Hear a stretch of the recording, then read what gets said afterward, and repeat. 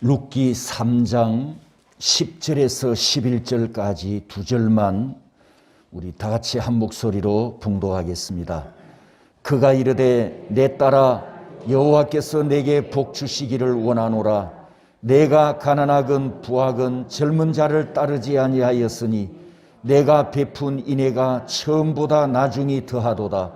그리고 이제 내 딸아 두려워하지 말라. 내가 내 말대로 내게 다 행하리라.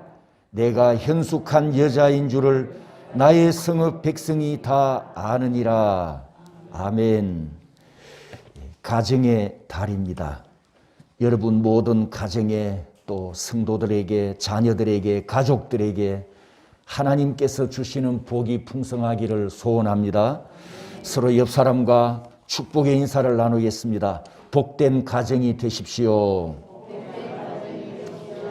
자녀들과 후손들에게도 복이 있기를 원합니다. 아멘. 보아서 같은 가정이 되기를 원합니다. 이런 자녀들과 이 가정처럼 자녀들과 후손들이 번성하기를 축복합니다. 신학교에서도 일반 대학에서 가르치는 인문학이나 혹은 역사, 교양학과를 가르치긴 합니다만 무엇보다도 신학교에는 하나님의 말씀을 전하는 목사 후보생을 키우는 학문기관이기 때문에 이 5가지 학과를 가장 중요하게 여깁니다. 이 중에서도 또 중요한 게 조직신학인데 이 조직신학 안에 또 7개의 과목이 있습니다. 그래서 신학교에서는 조직신학을 가르치는 교수를 가장 권위 있게 그렇게 인정을 하고 대개 신학원 총장은 조직신학을 가르치는 교수가 맡기도 합니다. 제 페이스북 친구 중에 고신총회, 우리나라에서 보수교단으로 알려진 고신총회 신학원 조직신학 교수였던 분이 3, 4년 전에 은퇴를 하고 이분이 지난주에 글을 하나 올렸는데 그 글을 이 시간 여러분에게 소개를 해드리려고 합니다. 이분이 지난 주간에 대한민국 최고의 부자들이 살고 있는 동네 어디죠? 서울 강남. 그 서울 강남 땡땡 교회에 초청을 받아서 설교를 하게 됐답니다. 최고의 부자들이 모여 사는 교회에 그리고 최고의 학문적인 권위와 실력을 가진 교수가 갔단 말이죠. 어떤 설교를 했을까요? 페이스북에 자기가 이런 설교를 했다고 글을 올렸는데 이렇게 했답니다. 그날 설교한 핵심 내용이 부자가 되려는 자들에 대한 바울의 경고, 그리고 부자들은 선한 일을 위해서 물질을 많이 나누어야 합니다. 야고보서에 있는 이 말씀을 가지고 설교를 했답니다. 설교를 마치고 내려와서 그 교회 담임 목사님과 교제를 나누는 시간에 그 교회 목사님이 이렇게 이야기를 했다고 합니다. 교수님께서 하신 오늘 설교는 강남 사람들이 꼭 들어야 하지만은 요즘 시대에 참 듣기 힘든 설교를 하셨습니다. 그리고 요즘 시대에 이렇게 설교하시면 잘못하면 돌팔매질 당할 수 있는 말씀을 전하셨습니다. 이렇게 이야기를 하더라 합니다. 그러면서 이제 이 글에 교수님이 내린 결론이 이런 글이었습니다. 만몬 세력은 사회뿐만 아니라 교회 안에도 강하고 아주 강력하게 자리를 잡고 그리고 지금은 당연히 해야 할 설교도 하기 힘든 시대가 되었다. 이것이 이 글의 결론이었습니다. 설교자가 당연히 해야 할 설교, 듣는 여러분들이 성도들이 당연히 들어야 할 설교. 하나님께서 우리에게 성경 말씀을 주실 때에는 우리에게 당연히 주실 말씀을 하나님이 주신 줄 믿습니다. 맞습니까? 여러분들이 이 시대를 분별하고 이 시대를 그리스도인으로 이기려면 당연히 들어야 할 하나님의 말씀을 들어야 합니다. 하나님의 말씀을 들어야 하는 이 듣는 복이 여러분에게 있기를 축복합니다. 여러분이 하나님의 말씀을 들어야 여러분에게 복이 되지 않습니까? 저도 마찬가지죠. 저는 어떻게 해야 복이 됩니까? 당연히 하나님의 말씀만 전해야 제게도 복이 되겠지요. 반대로 듣기 싫다고 하나님의 말씀을 듣지 않으면 그건 죽음이고, 성도들이 듣기 싫어한다고 하나님의 말씀을 제가 전하지 않으면 저도 죽잖아요. 저도 죽고 여러분도 죽으면 다 같이 망하는 거 아닙니까? 사랑하는 성도 여러분, 우리 대구 선교교회 성도님들께서는 하나님의 말씀은 언제나 생명의 말씀으로 듣는 이 듣는 복이 있기를 축복합니다. 가정의 달을 시작하고 오늘은 어린이 주일인데, 오늘 본문 이 말씀에서 오벳을 낳은 부모가 어떤 부모였는가, 이 말씀을 보면서 우리 교회 성도님들 가정에도 또 부모님들도 자녀들도 다 이 가정처럼 이 복을 받기를 원합니다. 룻기서의 기둥이 되는 6개의 성경 구절 중에 네 번째는 현숙한 여인입니다. 현숙함. 보아스가 룻을 현숙한 여자라고 칭찬하는 토브의 말을 했는데, 오늘은 이 현숙함에 대해서 함께 은혜 받기를 원합니다. 현숙함을 이야기하면 항상 누구를 먼저 떠올릴까요? 여성들입니다. 특히 남편을 둔 현숙한 아내, 또 자녀를 양육하는 현숙한 어머니, 이 현숙함이라는 단어를 항상 여성, 아내의 위치와 어머니의 위치에 있는 여성과 연결해서 생각하는 그런 경향이 우리에게 있습니다. 이제 그 이유가 있지요. 잠언서에 보면 이런 말씀이 나옵니다. 현숙함에 대한 대표적인 성경 구절이 잠언 31장에 현숙함이 길게 기록이 되어 있는데, 누가 현숙한 여인을 찾아 얻겠느냐? 그의 값은 진주보다 더하니라.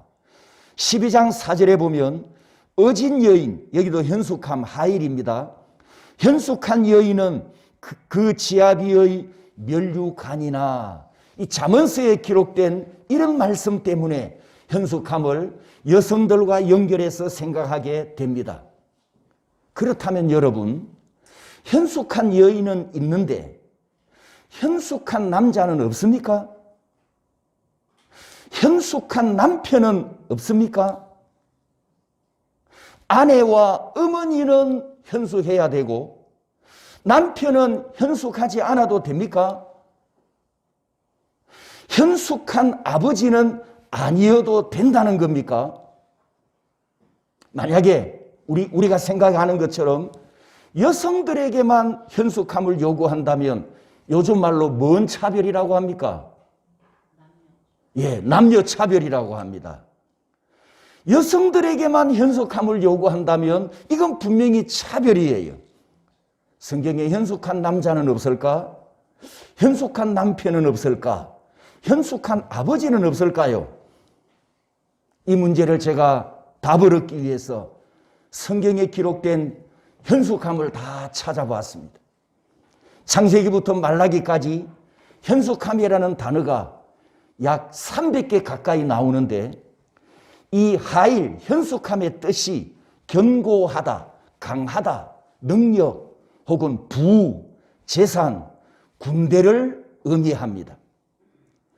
이 하일이 하나님께 사용될 때에는 하나님의 권세, 하나님의 능력을 의미하고, 사람에게 사용될 때에는 용감한 사람, 능력 있는 사람, 권세 있는 사람, 그리고 부자, 부유한 사람을 의미할 때 현숙함, 하일이 사용되었습니다.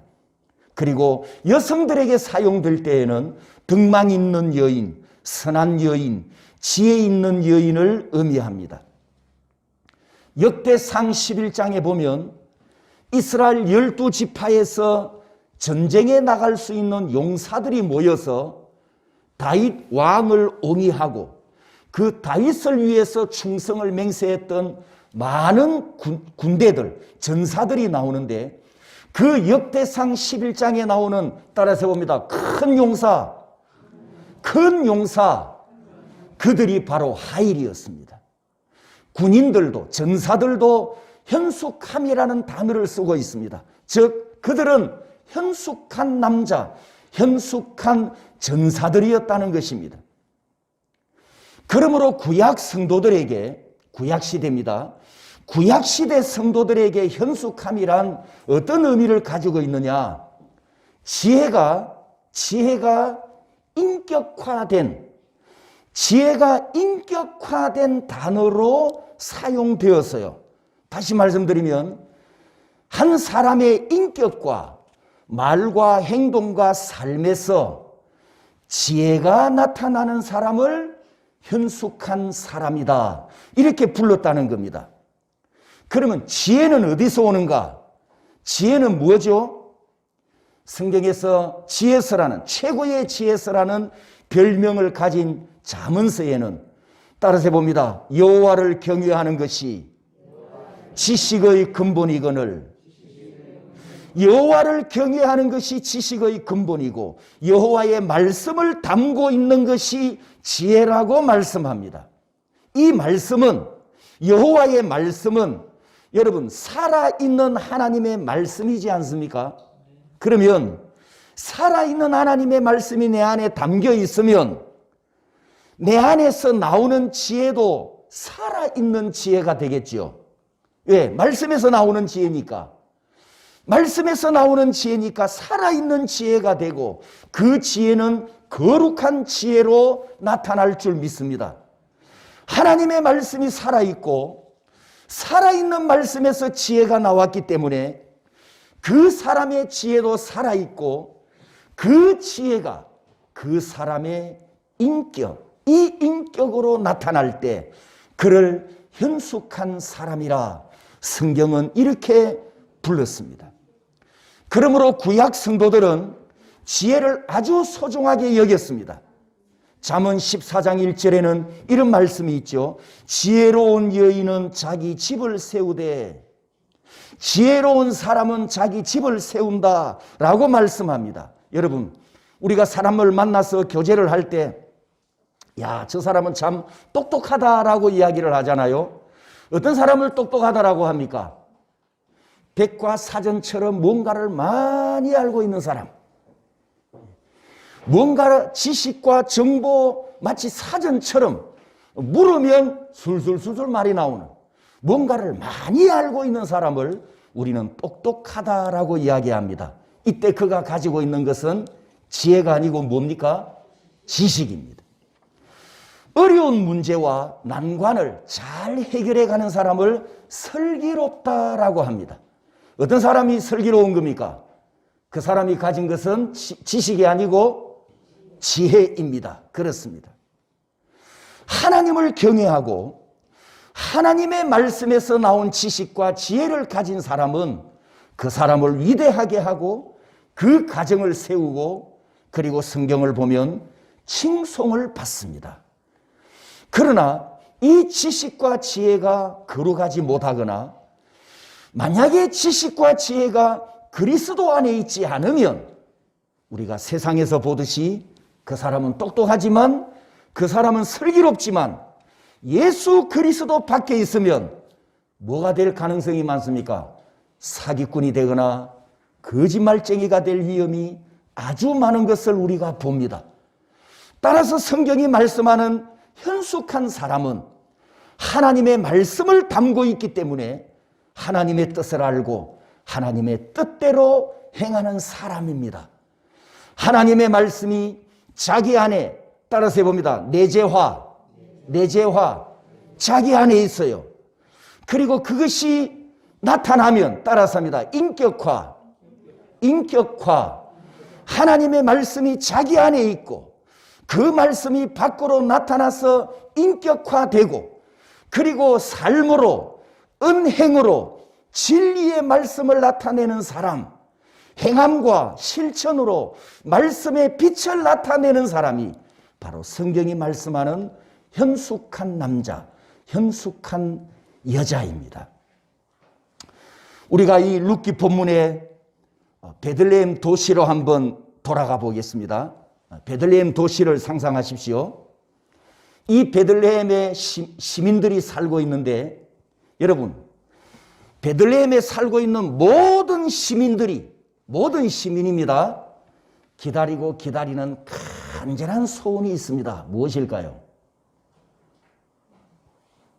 이거 알아맞히는 분 제가 커피를 나중에 카톡으로 쏘겠습니다. 선물 쿠폰으로.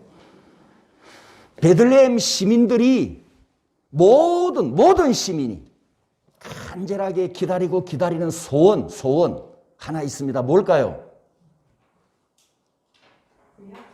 두 번째, 사모님은 좀 기다려주세요. 예, 프리미엄이 있어서 안 됩니다. 자, 그러면 힌트가 되는 두 번째 질문을 드릴게요. 베들레헴에 살고 있는 모든 시민들이 자기 가정에서 이루어지기를 소원하고 모든 가장들이 자기 자녀, 자기 후손에게서 나타나기를 소원하는 한 가지, 뭘까요?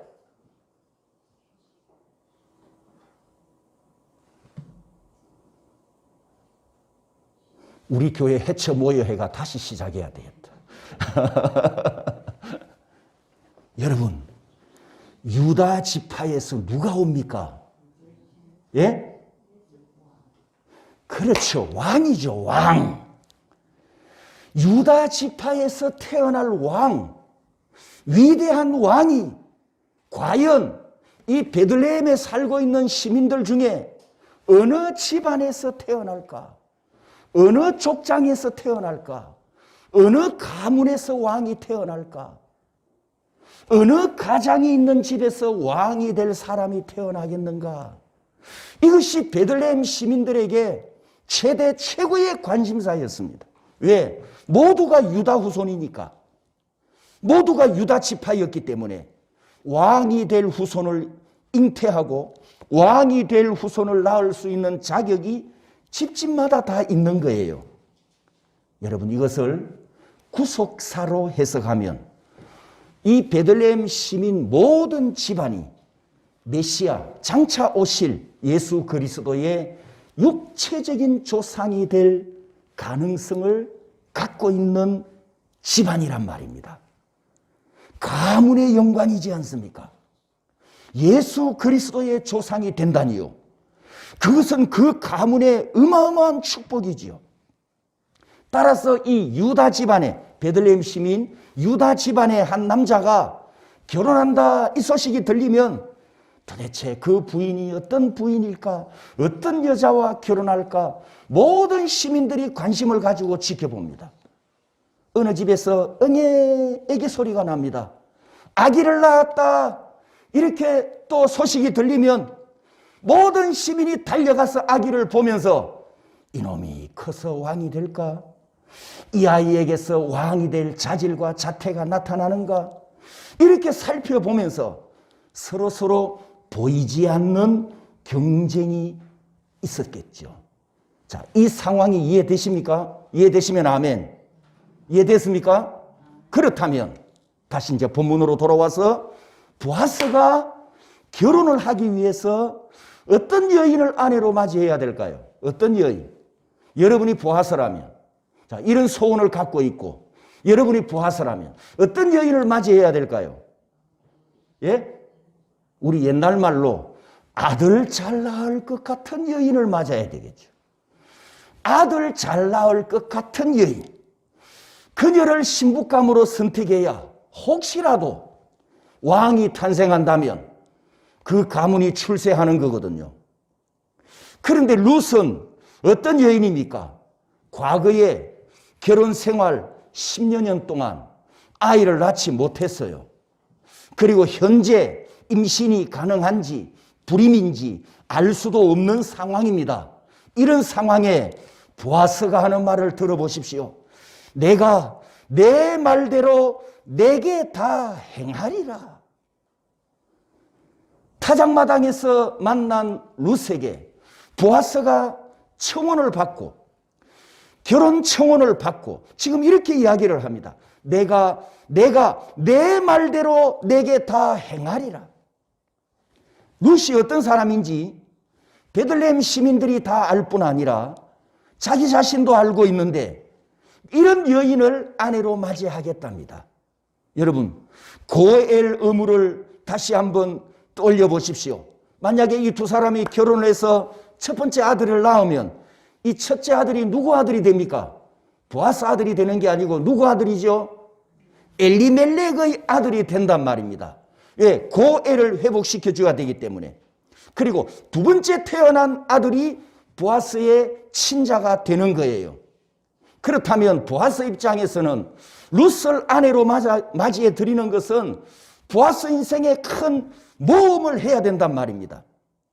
만약에 아들을 얻지 못하게 되면 왕이 될 이 후사를 낳는 경쟁에서 밀릴 수도 있고 메시아의 육체적인 조상이 되는 이 복된 길에서 밀려날 수도 있습니다.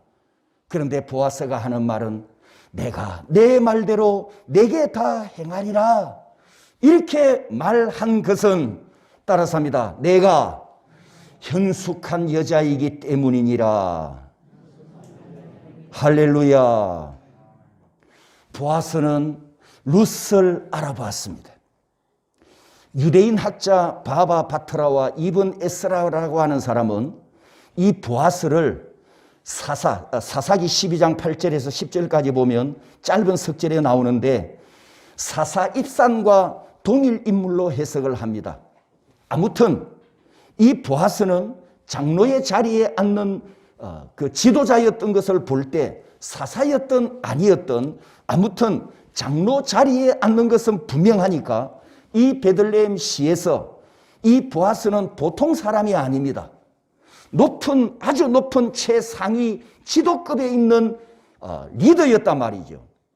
그런 보아스가 지금 저주받은 모압 여인에게 선택받은 민족, 여호와를 경배하는 구약 성도들만 끼리끼리 사용하는, 따라서 합니다, 현숙한 여인,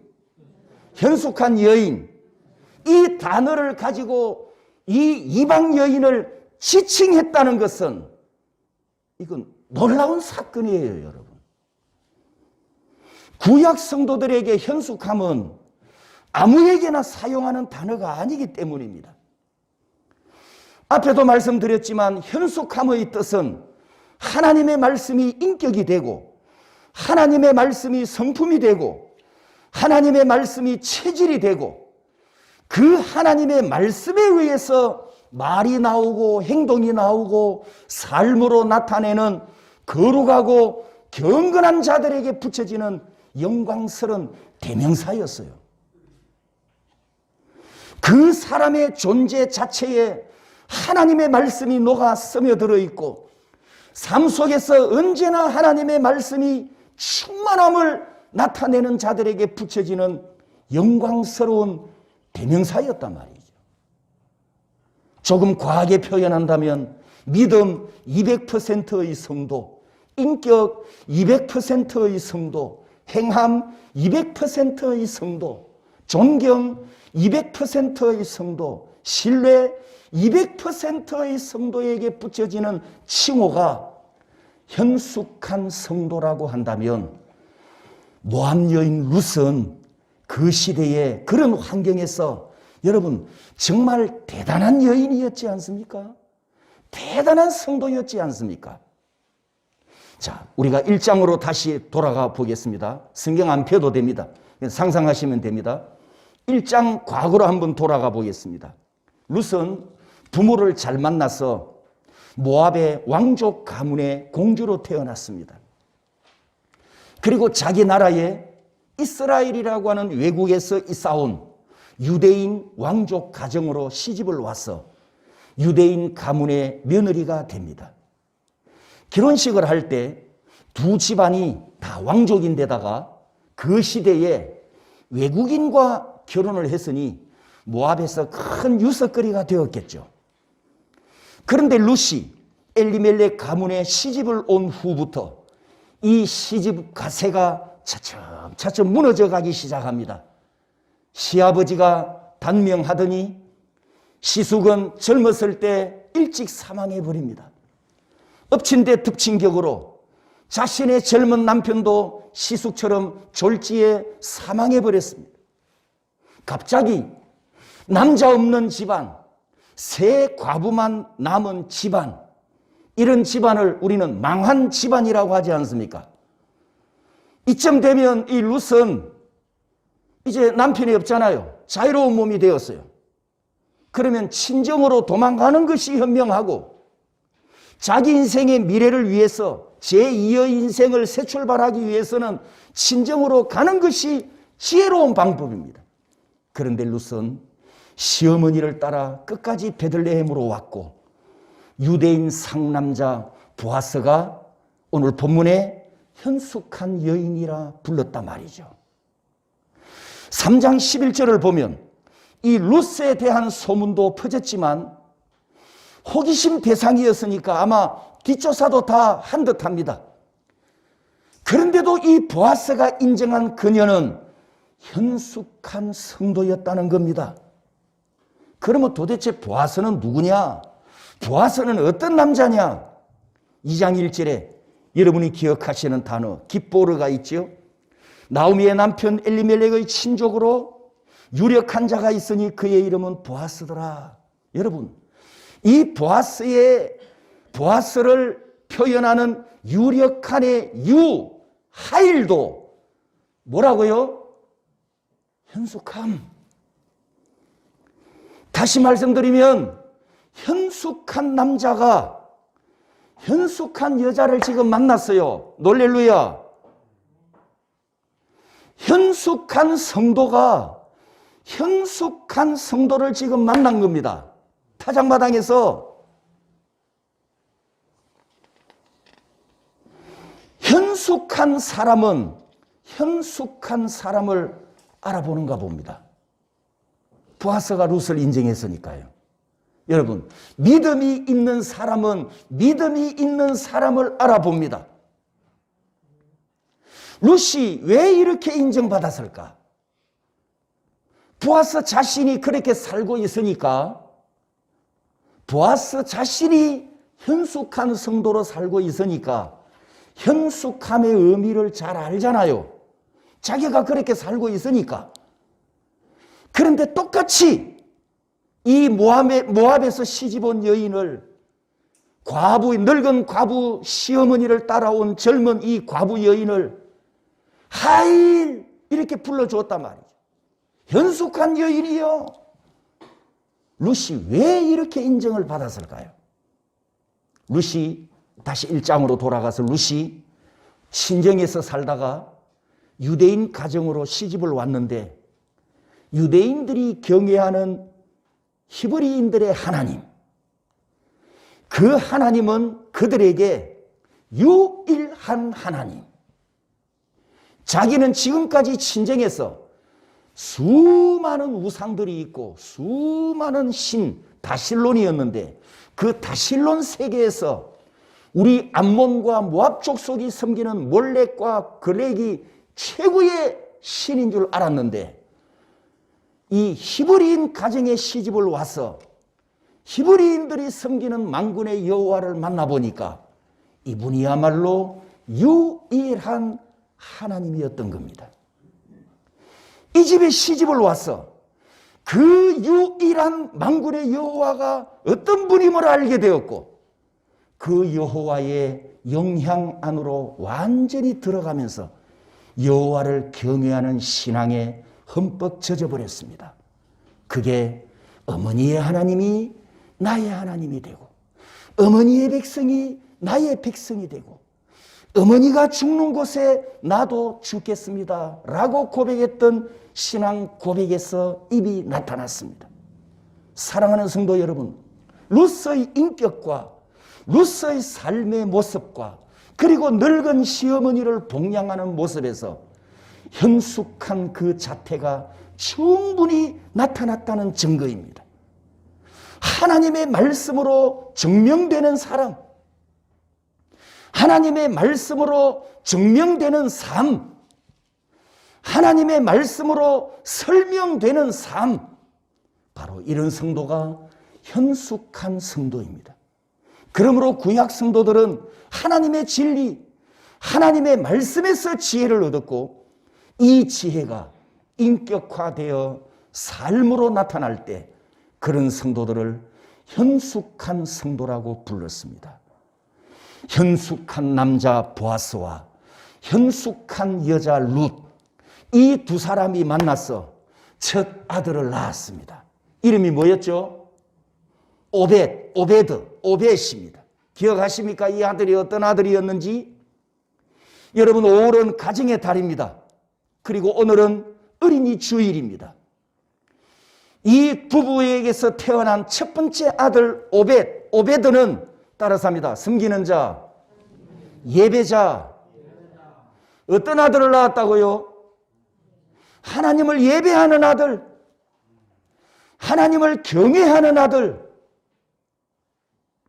구약 성도들의 이름은 단순히 사용하는 인칭 대명사가 아니고 구약 성도들의 이름은 하나님의 이름을 닮았기 때문에 하나님의 속성을 담고 하나님의 형상을 닮은 자로 살기 때문에 하나님의 이름이 인격이고 하나님의 이름이 그 존재고 하나님의 이름이 그분의 속성이고 하나님의 이름이 그분의 성품이고 하나님은 하나님의 이름으로 이름 그 글자만으로 하나님이 어떤 분인가를 다 드러내었듯이 구약 성도들도 사람 이름을 지을 때 그 이름이 그 사람의 인격이고 이름이 그 사람의 본질이고 이름이 그 사람의 속성이고 이름이 그 사람의 삶이고 이름이 그 사람의 모든 정체성을 다 드러내었단 말이죠.